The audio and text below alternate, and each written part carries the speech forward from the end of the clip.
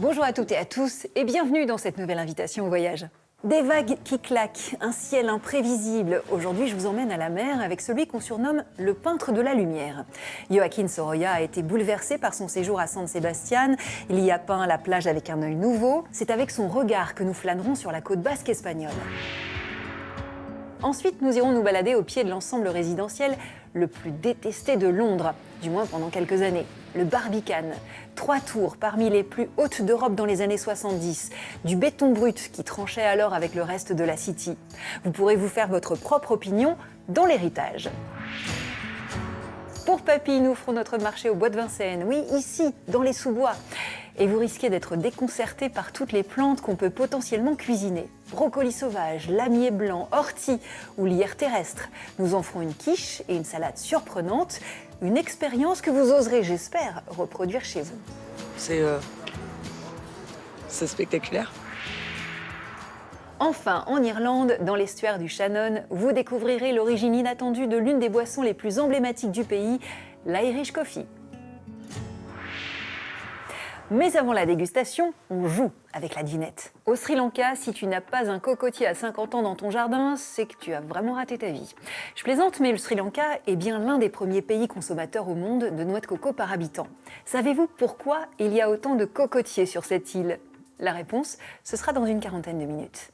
C'est compliqué de faire sa valise pour la première étape du jour. Il faut à la fois des lunettes de soleil, un parapluie, un chandail, un trench. Bref, au Pays basque espagnol, la météo est volage. Alors, imaginez la réactivité qu'il faut avoir quand on est peintre et qu'on veut saisir un instant précis sur la toile.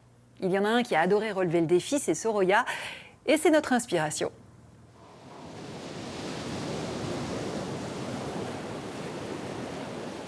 Les remous bleu-gris de l'océan. Des cieux bousculés, inconstants. Mais soudain, quand le soleil disparaît à l'horizon, une nouvelle palette jaune-orangée. Le paysage basque est beaucoup plus sauvage, beaucoup plus violent que celui que connaissait Joaquín Sorolla. Et ça l'a obligé à remettre en question la façon dont il peignait jusque-là. Le peintre espagnol Joaquín Sorolla aurait pu s'éterniser dans une représentation réaliste de la douceur méditerranéenne de sa ville d'enfance, Valence, où il est né en 1863. C'était sans compter sur une double révélation, celle de l'impressionnisme qu'il découvre à Paris et celle de la côte basque espagnole. Lui, qu'on a très vite qualifié de peintre de la lumière, travaille ici d'autres blancs, des bleus et des gris troués de rayons ambrés. Cette période cantabrique fait de lui un grand d'Espagne, le peintre manquant entre les Velázquez, Goya et Pablo Picasso.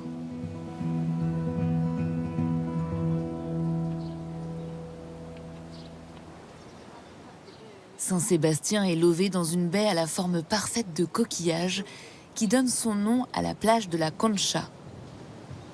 La ville est devenue comme une seconde capitale de l'Espagne depuis que la famille royale, fuyant les chaleurs madrilènes, y prend ses quartiers d'été à partir de 1885. Quand Joaquín Sorolla vient à son tour y séjourner à la belle saison, au tournant du XXe siècle, il est déjà un peintre renommé. Entre le casino et les terrasses de café, il fréquente les représentants de la haute société qui s'arrachent ses portraits. Passer ses vacances à Saint-Sébastien, cela attestait d'un certain statut social. Cela permettait au peintre de garder le contact avec sa clientèle, car une grande partie de la jet-set européenne se retrouvait là, entre Biarritz et Saint-Sébastien. L'été était donc pour Sorolla sa période de travail la plus intense. C'est aussi pour lui l'occasion de mettre en pratique les techniques de peinture à l'air libre des impressionnistes qui l'ont subjugué lors de ses voyages à Paris, lui qui a été formé à la peinture académique. Chaque jour, il arpente la promenade qui ceint la plage de la Concha. À partir de 1913, une digue la relie à la plage de Suriola, en contournant le mont Urgul. Sous le ciel capricieux de la côte basque, il lui faut trouver le moyen de parachever ses tableaux avant l'averse. C'est ainsi que Sorolla a pris l'habitude de peindre de petits formats, ce qu'il appelait ses notes de couleur. Ce sont des planchettes en bois ou en carton sur lesquelles il peignait à l'huile. Elles mesurent rarement plus de 20 cm sur 15. Il pouvait les transporter dans de petites boîtes portables où il mettait tout ce dont il avait besoin pour peindre. Les pinceaux, les tubes, les godets. Ce dispositif lui permet de capter presque en temps réel les variations incessantes de l'atmosphère, comme dans sa série des brise-lames. Sorolla a varié sa palette en adoptant systématiquement des couleurs plus sourdes et plombées, caractéristiques du climat changeant du nord de l'Espagne.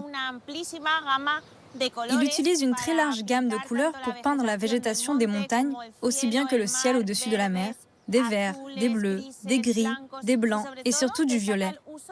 Associé au gris, il permet d'harmoniser la composition, de créer des ombres, mais aussi d'apporter de la luminosité. Avide de nouveautés, l'artiste s'adonne aussi à la photographie pour affûter ensuite son sens du cadre et sa quête de mouvement dans la peinture. Sorolla cherche délibérément à créer un contraste entre tous les tableaux de la série, en choisissant des conditions météorologiques très différentes, depuis la tempête jusqu'au soleil de midi, en passant par les couchers de soleil, les levées de soleil, etc.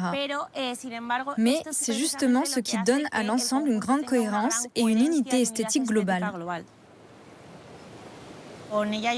Ici, il a atteint l'apogée de son art en capturant la fugacité des instants atmosphériques. Il a réalisé une forme de fusion visuelle entre les couleurs et les lumières.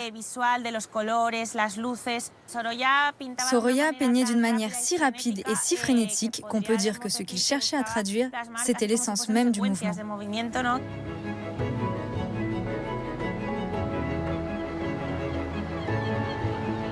Au cours de ses excursions le long de la côte basque, Sorolla s'attache aux gestes et aux rituels des pêcheurs basques, si différents de ceux de la côte valencienne.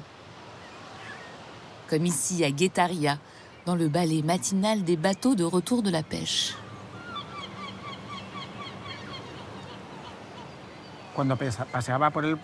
En se promenant sur le port, il voyait les pêcheurs qui venaient de rentrer. Il observait la façon dont ils sortaient leurs poissons. Mais il observait aussi les vendeuses de poissons, ceux qui venaient en acheter, les raccommodeuses qui allaient au bateau chargés de filets pour qu'ils puissent repartir en mer.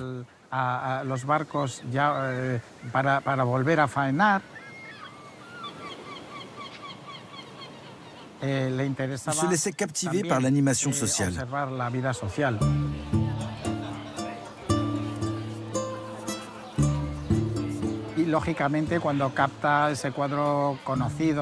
Par exemple, en peignant les poivreaux de Saraos, pas loin d'ici, il témoigne de la vie de ces travailleurs de la mer qui, quand ils rentrent au port après une campagne de pêche harassante, ont besoin de se défouler, d'oublier la violence physique presque traumatisante de leur labeur. Ce tableau fait entrevoir un Sorolla plus humaniste.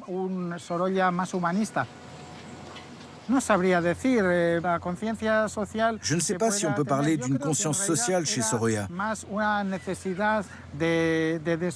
Je pense que c'était plutôt un besoin pour lui d'explorer d'autres facettes de lui-même en peignant des gens dont la vie était si différente de la sienne. Les représenter était une manière aussi pour lui de ressentir une proximité humaine. Sorolla, orphelin très jeune, élevé par un oncle serrurier à la mort de ses parents, est à l'époque du Pays basque un époux et un père de famille comblé. Il est riche, artiste reconnu et recherché, mais artiste avant tout qui poursuit sa quête des contrastes, des ombres, des reflets, des lumières. Il capte l'Espagne au travail, mais il en fait une interprétation personnelle. Il met à nu l'âme de ses marins, de ses paysans, de ses laitières ou vendeuses de fruits. Il s'intéresse à ce que le Pays basque a d'unique, à ce que ses travailleurs ont de différent. Un mécène de New York lui commande sa grande œuvre intitulée Vision d'Espagne, une série monumentale de 14 fresques peintes entre 1911 et 1919.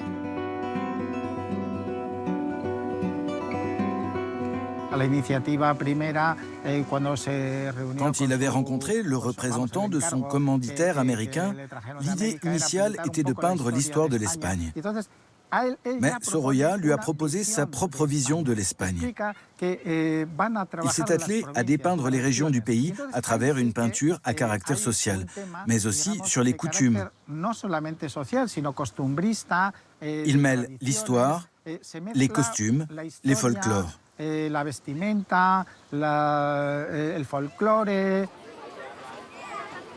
Ce sont autant de portraits des différentes populations d'Espagne.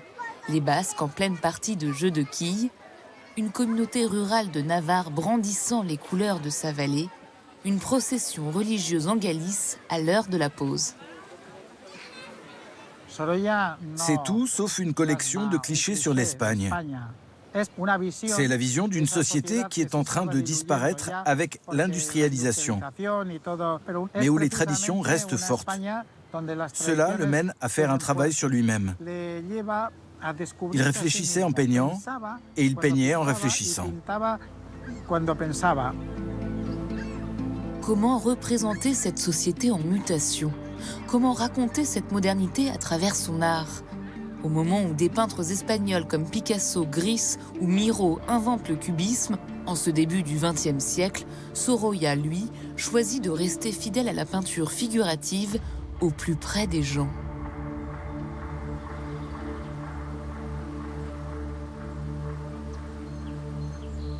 Entre la fin du XIXe siècle et la Première Guerre mondiale, les villages de pêcheurs de la côte basque se transforment peu à peu en stations balnéaires.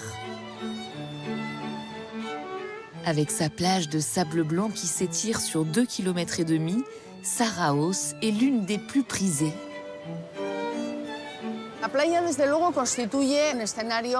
La plage constitue un décor nouveau, inédit, où prennent place des modes de vie caractéristiques de ces premières décennies du XXe siècle. C'est un petit écosystème où se développent de nouvelles formes de sociabilité, cette nouvelle vie de loisirs. Il s'agit bien sûr uniquement des classes les plus élevées de la société espagnole, l'aristocratie et la grande bourgeoisie, qui viennent passer leurs étés sur ces plages.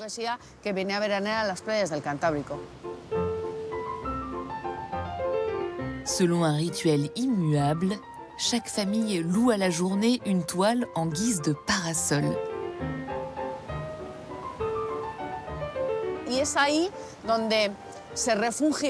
Elle permettait de se protéger du soleil.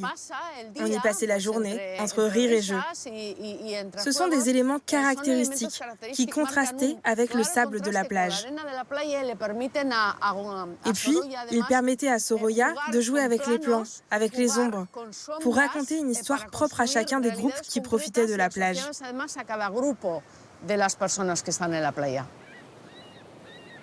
Cet espace où les corps se délassent est aussi celui de l'émancipation de la femme qui, à l'image de sa peinture, respire la légèreté et la joie de se mouvoir. Elles ne sont pas des sujets passifs qui se laissent peindre. Elles ne posent pas comme des modèles pour Sorolla. Elles évoluent dans leur propre environnement. Elles sont les protagonistes de leur existence et de leur vie sociale. On peut observer la mode du moment, ces robes fluides, si typiques des années 20, qui sont aussi un signe de cette ouverture, de la tendance du moment à privilégier des tissus plus légers et plus doux, qui ne compriment pas le corps. La plage est alors un espace propice à la libération des corps. Quasiment jusqu'à sa mort en 1923, Sorolla célèbre le bien-être. Ses œuvres de maturité sont une ode au loisir, au bonheur. Il a eu en permanence une intuition très fine de son époque. Si sa peinture est moderne, c'est parce qu'il avait conscience, lorsqu'il peignait, de peindre ce qu'il fallait retenir de son temps.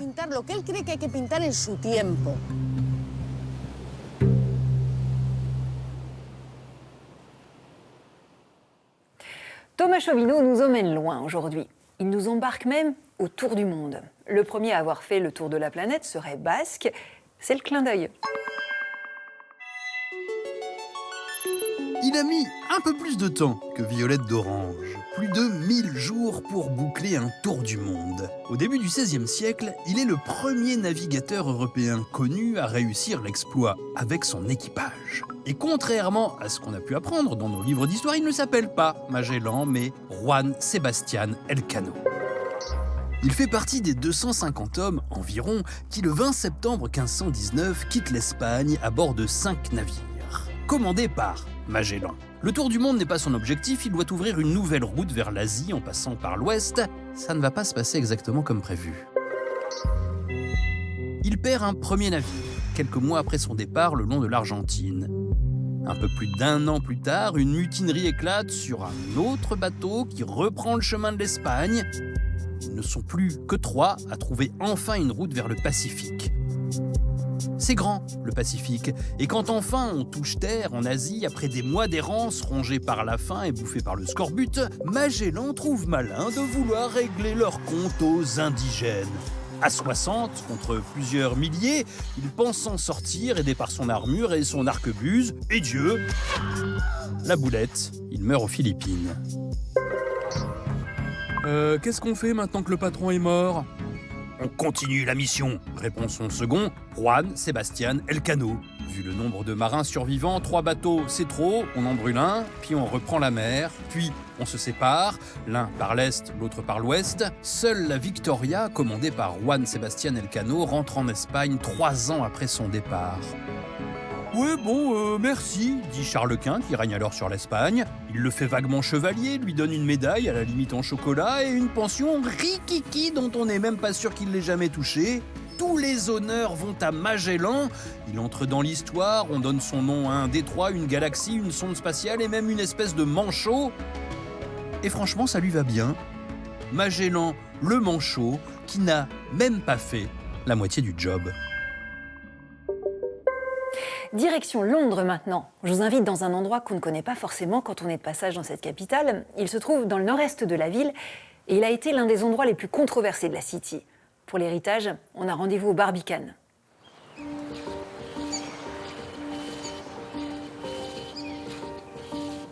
Mon quotidien ici, c'est avant tout de la lumière, de l'air et de la nature. Quand on dispose d'un espace comme celui-ci, un espace vierge, où l'on peut vraiment faire ce que l'on veut, les pièces les plus iconiques prennent soudain tout leur sens. Je pense que l'architecture du Barbicane influence la façon dont je vis. Son design affecte tout ce que je fais. C'est toute l'ambition portée par les 3 architectes du Barbicane. Devant les ruines fumantes de l'après-guerre, Chamberlain, Powell et Bon, encore novices, posent une question simple. Comment faire renaître Londres en son cœur ?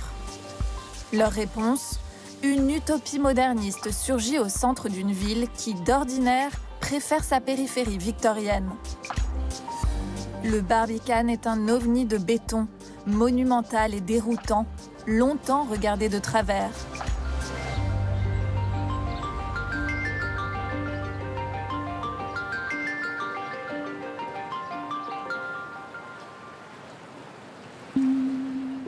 Avant la Seconde Guerre mondiale, le Barbicane n'est qu'un entrelac de petites usines, d'entrepôts et d'ateliers, propriété de la City, le quartier des affaires.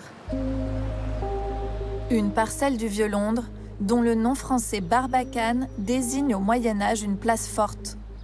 Une forteresse industrieuse et densément peuplée, que les bombardiers allemands prennent pour cible dès le début du conflit.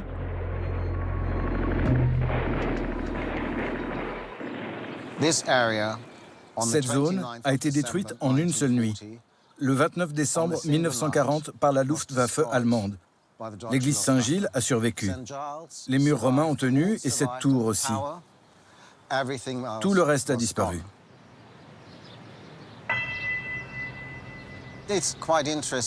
Ce qui est assez intéressant, c'est que les bombardements ont mis à nu les murs romains qui avaient été intégrés avant aux constructions victoriennes. On ne pouvait donc pas les voir auparavant. Ces murs définissent en réalité les contours de l'implantation romaine à Londres. Un avant-poste où était stationnée la Légion, une place forte depuis laquelle on pouvait défendre la ville.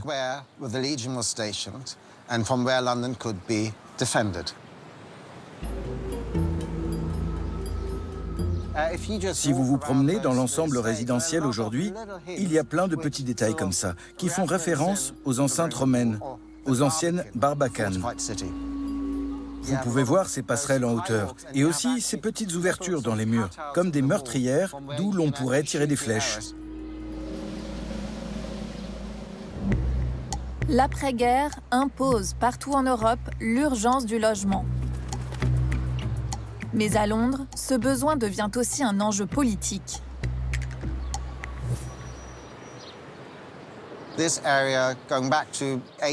Cette zone comptait environ 13 000 habitants en 1850. Après la guerre, ce nombre est tombé à 28. Ce qui a posé un énorme problème à cet arrondissement de la City, qui n'avait plus assez de gens pour voter aux élections locales. Le quartier allait même perdre son seul député. Au tournant des années 1950, la City de Londres demeure un bastion conservateur face à un gouvernement travailliste porté par un souffle de réforme. La gauche au pouvoir fonde le très populaire NHS, le service de santé britannique, nationalise et pose les fondations d'un État-providence. Le logement social devient un axe majeur de cette politique. Mais la City, peu encline à suivre cette voie, choisit une autre stratégie.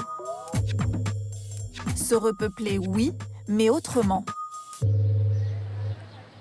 La City a alors demandé à Chamberlain, Powell et Bon d'examiner cette zone et la possibilité de la réaménager en quartier résidentiel, avec l'idée de faire revenir des habitants dans le centre et de créer des logements pour la classe moyenne aisée.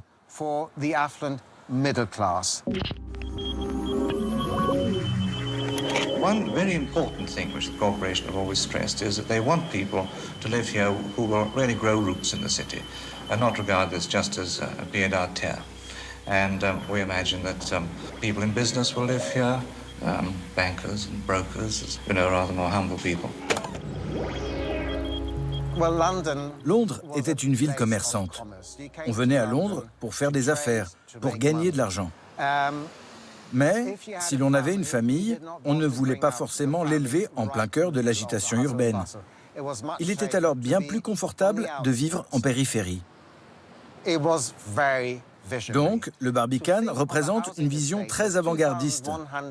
Imaginez à l'époque un ensemble résidentiel de 2140 appartements pour entre 4000 et 4500 habitants, en plein centre de Londres, avec chauffage au sol, parking souterrain. C'était du jamais vu.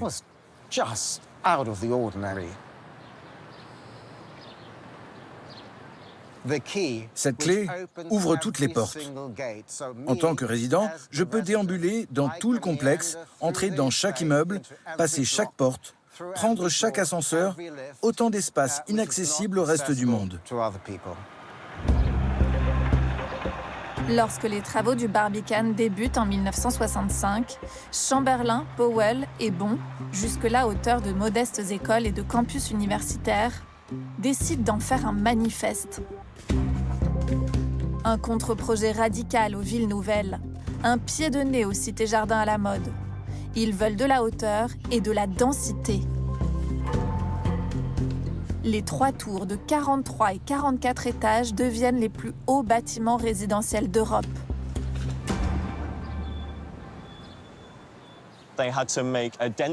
Ils devaient faire en sorte qu'une zone urbaine densément peuplée ressemble à un village. C'était un véritable défi, mais ils y sont parvenus en élevant les zones piétonnes sur des espèces de podiums, en créant de nouvelles rues dans le ciel et en libérant de l'espace en contrebas pour des jardins très vastes.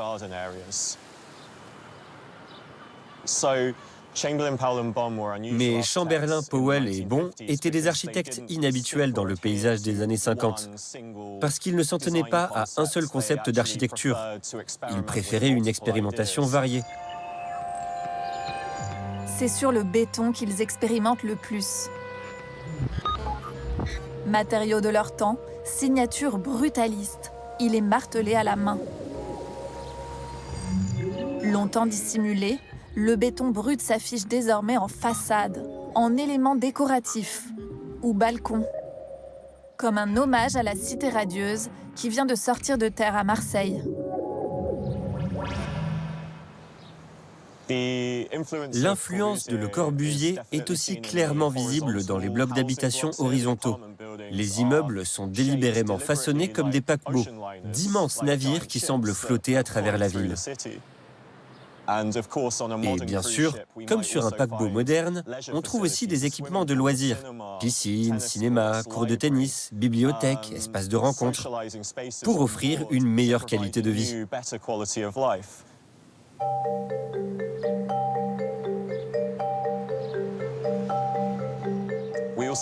On retrouve aussi l'influence d'Alvar Aalto et du design scandinave, très populaire au milieu du XXe siècle, notamment au Barbican. On observe une véritable intégration du végétal, essentiel au lieu. Les architectes voulaient que chaque balcon soit équipé de jardinières, afin d'inciter les résidents à verdir les façades, à faire pousser des fleurs qui descendraient en cascade depuis les étages. Les trois architectes ont un jour écrit « Nous construisons ce bâtiment pour de jeunes professionnels amateurs de vacances méditerranéennes, de cuisine française et de design scandinave ». Ça a donné naissance à ce mélange de références et d'influences. Mais l'utopie a un prix. En 1975, lorsque l'ensemble résidentiel est complété avec 5 ans de retard, le coût du projet, initialement estimé à 20 millions de livres sterling, est passé à plus de 170 millions.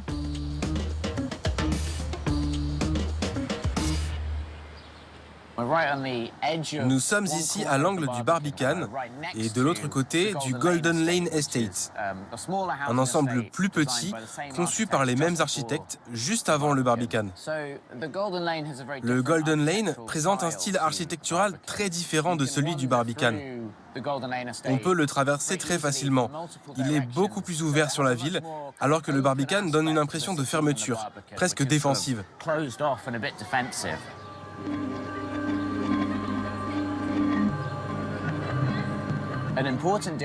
La différence essentielle concerne les publics visés, les types de personnes à qui ces logements étaient destinés. Le Golden Lane Estate était conçu pour tout le monde.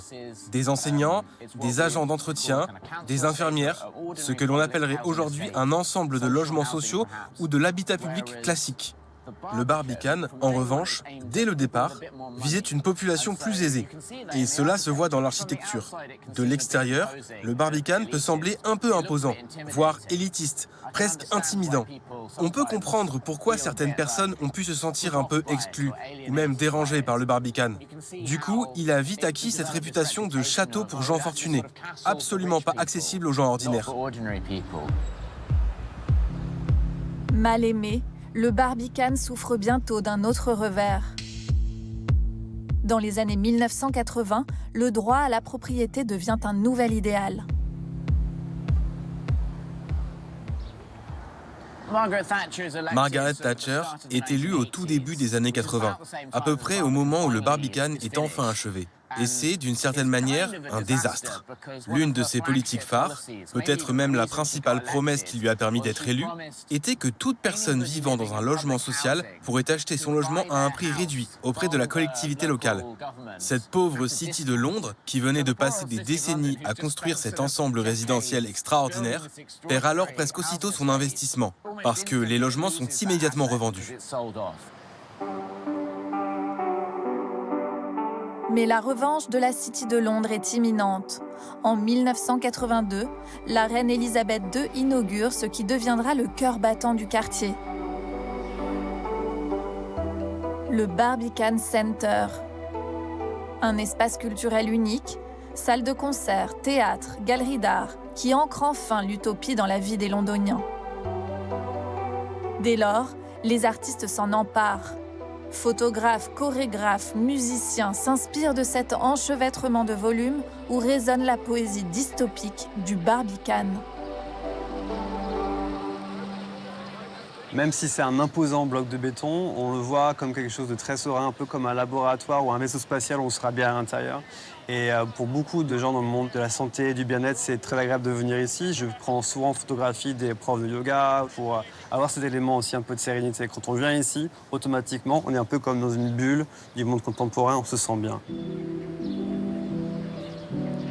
Toutes les lignes ici sont fascinantes, elles sont toutes intrigantes et aussi hypnotisantes. Parfois ici, vers 5 h du matin, il y a ces grandes lignes qui apparaissent avec la lumière qui se lève du soleil, c'est fascinant. Ces dernières décennies, Londres change de visage. La ville grandit, s'élève. Et dans cette verticalité nouvelle, les masses du Barbican s'accordent enfin au paysage. En 2001, ce labyrinthe futuriste est classé monument historique. Je pense que comme beaucoup de génies, les choses ne sont pas comprises dans leur propre temps. Et le Barbican était vraiment en avance de plein de manières que ce soit de manière sociétale, communautaire ou même artistique. Donc maintenant, le Barbican a son moment de célébrité et de fame.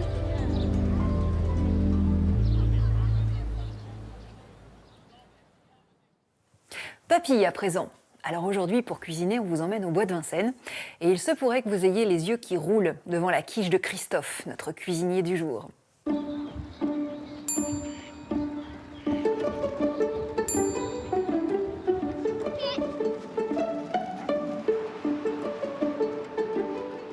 Alors ici, on est à la frontière entre Vincennes à ma droite avec le magnifique château et le bois de Vincennes à ma gauche qui appartient à Paris. C'est vraiment le plus grand bois de Paris, plus de 1000 hectares. Et c'est un endroit où je cueille beaucoup.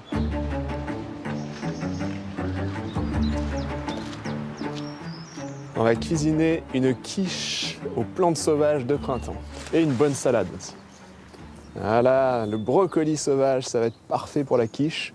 À ce stade-là, je vais vraiment prendre la partie de la plante qui peut se casser facilement comme ça. Et si on la cuit, ça devient beaucoup plus doux, beaucoup plus agréable. On a l'impression vraiment de feuilles de brocoli. Ah, voilà le lamier blanc, la plante de notre quiche qui aura le goût d'épinard. La plupart des gens, quand ils voient une étendue comme ça, ils voient des mauvaises herbes qu'il va falloir tondre. Moi, je vois un potager sauvage abondant avec plein de délices. Cru, il y a un petit côté navet, un petit côté radis. Alors ici, on a une plante aromatique, la plante aromatique la plus commune de France, en tout cas la partie nord, c'est le lierre terrestre. C'est une plante qui rappelle un peu la menthe, la mélisse. J'adore cette plante. Là, on va cueillir des têtes d'ortie pour la salade. Et oui, on va manger l'ortie crue, on est des fous.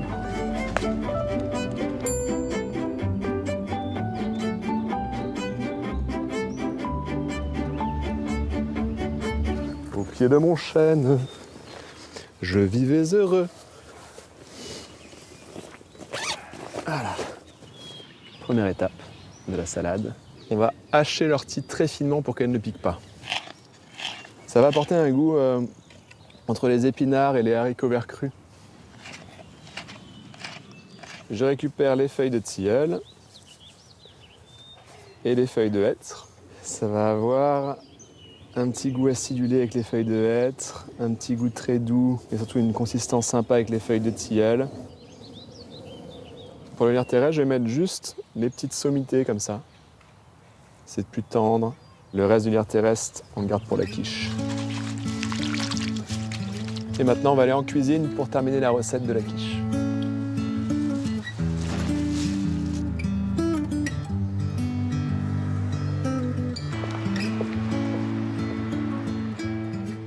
Voilà la quantité pour une quiche, environ 150 g à 200 g de plantes.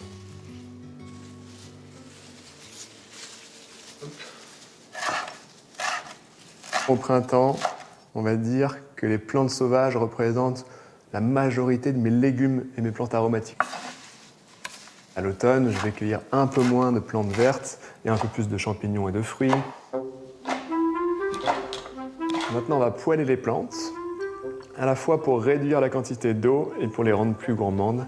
C'est toujours meilleur.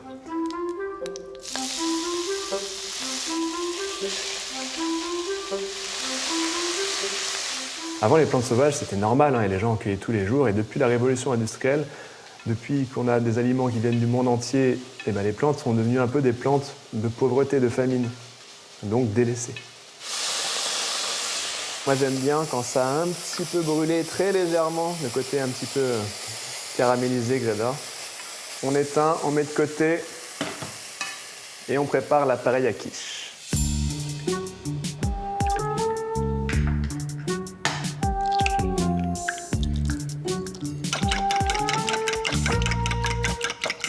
Je prépare un peu de lierre terrestre pour faire des petites boulettes feta lierre terrestre qu'on ajoutera à la quiche. Tac.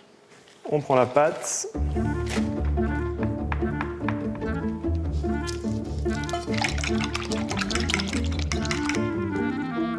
On répartit bien les plantes. Et maintenant, on enfourne à 190 degrés chaleur tournante pour 40 minutes.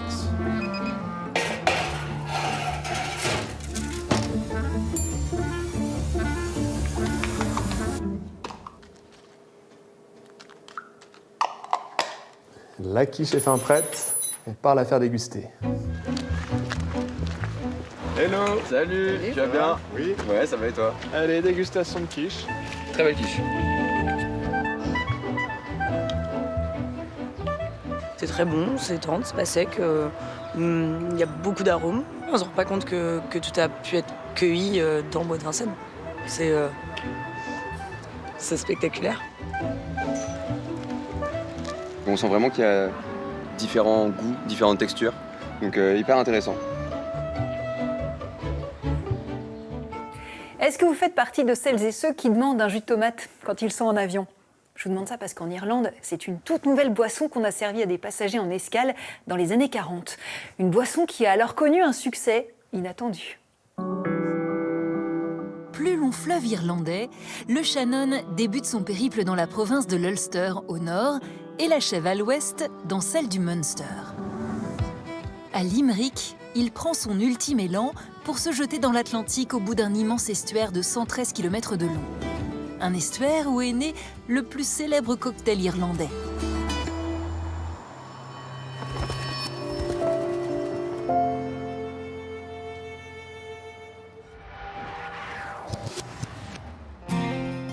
En 1937, la petite ville de Foynes est choisie pour accueillir le premier aéroport commercial reliant l'Amérique du Nord à l'Europe.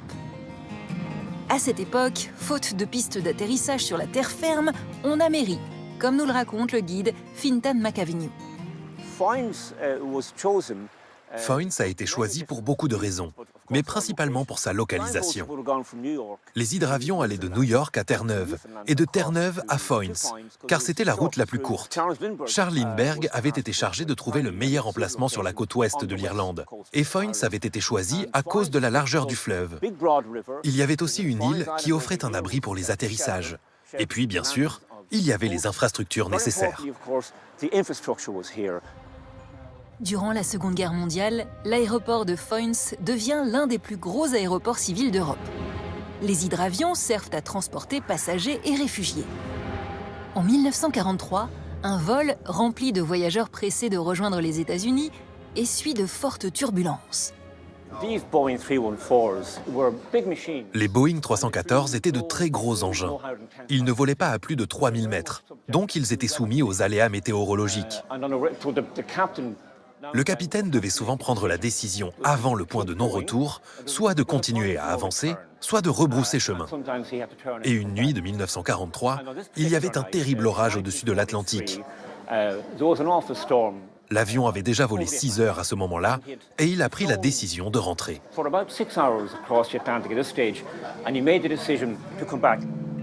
Harassés par ce voyage chaotique, les passagers sont invités à rejoindre le restaurant de l'aéroport de Foynes. Là-bas, le chef Joe Sheridan leur prépare une collation qu'ils ne sont pas prêts d'oublier. Il leur a servi un café, mais un café spécial. Il était nappé de crème, Et c'est ce qui a fait la différence. Ils l'ont adoré. Ils étaient si contents que l'un d'entre eux, un pasteur du nom de Carter, s'approche et lui demande si c'est un café brésilien. Joe Sheridan lui répond « Non, c'est un café irlandais ». Un café nappé de crème, mais surtout rempli de whisky irlandais. Ce cocktail, imaginé par Joe Sheridan, nécessite une préparation méticuleuse. La première chose à faire, c'est de chauffer le verre. On met une cuillère dedans pour éviter qu'il ne se fende. Maintenant, je mets une cuillère de sucre brun. Ensuite, je mets le café jusqu'à la ligne. Il faut être sûr de laisser assez de place pour le whisky et la crème.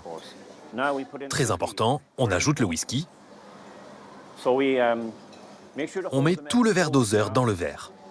On peut bien sûr en mettre autant qu'on veut. Maintenant, c'est le moment critique. Il faut ajouter de la crème. Je la dépose sur le dessus de la cuillère. Le tremblement aide, vous voyez? La crème flotte sur le dessus. Et voilà. C'est comme ça qu'on obtient un Irish Coffee parfait.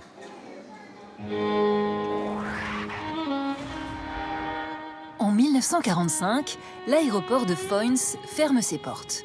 Le chef Joe Sheridan déménage à quelques kilomètres de là, au nouvel aéroport de Shannon, qui bénéficie d'une piste d'atterrissage flambant neuve.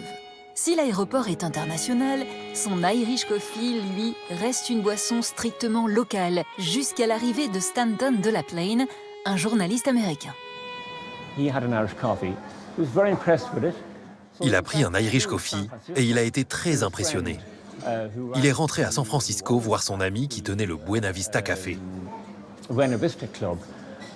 Il lui a parlé de l'Irish Coffee et ils ont décidé d'essayer de reproduire la recette. Selon les propres dires de Stan Delaplane, ils ont essayé de reproduire l'Irish Coffee toute la nuit, sans succès. Et ils en ont bu tellement que quand Stan Delaplane allait quitter le bar, il a trébuché et est tombé à genoux. Le lendemain, les deux hommes fatigués se retrouvent et le constat est implacable. La réussite ou l'échec d'un Irish Coffee tient à un seul ingrédient. Le problème, c'était la crème. Ils ne connaissaient pas la consistance qu'elle devait avoir. Il fallait qu'elle soit très légère, sinon elle tombait au fond. Et il y a une différence entre la crème irlandaise et la crème américaine. De toute façon, la crème idéale doit venir d'une vache irlandaise, nourrie à l'herbe, bien sûr. Pour trouver la bonne recette, le propriétaire du Buena Vista Café part à la rencontre de Joe Sheridan et il l'embauche. En 1952, l'Irish Coffee devient la boisson signature de l'établissement californien. Il en écoule 700 par jour, bien aidé par les publicités qui vantent ce cocktail irlandais. Un succès bientôt mondial, en grande partie dû à la présence d'une autre institution irlandaise dans de nombreux pays. Il y a des pubs irlandais partout dans le monde. Ils ne sont bien sûr pas aussi bien que ceux qu'on trouve ici, mais les gens y vont pour s'amuser, ou comme on dit par ici, pour s'éclater. Les gens viennent donc pour l'atmosphère. Et bien sûr, on trouvera toujours un Irish Coffee dans l'addition. En 1956, Marilyn Monroe découvrit, lors d'une escale au restaurant de l'aéroport, qu'en matière de whisky en Irlande, certains l'aiment chaud. Une touche de glamour qui assoit la paternité irlandaise de cette boisson, même si elle est encore discutée. L'Irish Coffee, un café à consommer avec modération. On donne plutôt dans l'eau de coco au Sri Lanka. Avez-vous deviné pourquoi il y a autant de cocotiers sur cette terre de l'océan Indien ? Eh bien, c'est à cause des colons britanniques. À la fin du XVIIIe siècle, ils occupent la quasi-totalité du Sri Lanka et ils vont très vite avoir les yeux qui brillent face à la productivité exceptionnelle du cocotier et face aux nombreuses utilisations possibles de l'huile de coco. On peut s'en servir de lubrifiant pour faire tourner les machines apparues avec la révolution industrielle, on peut fabriquer du savon avec et même des gâteaux et des bonbons. La demande mondiale de coco explose. Le gouvernement colonial réquisitionne alors des terres inexploitées pour y planter des cocotiers. Allez, je vous dis, peace palt.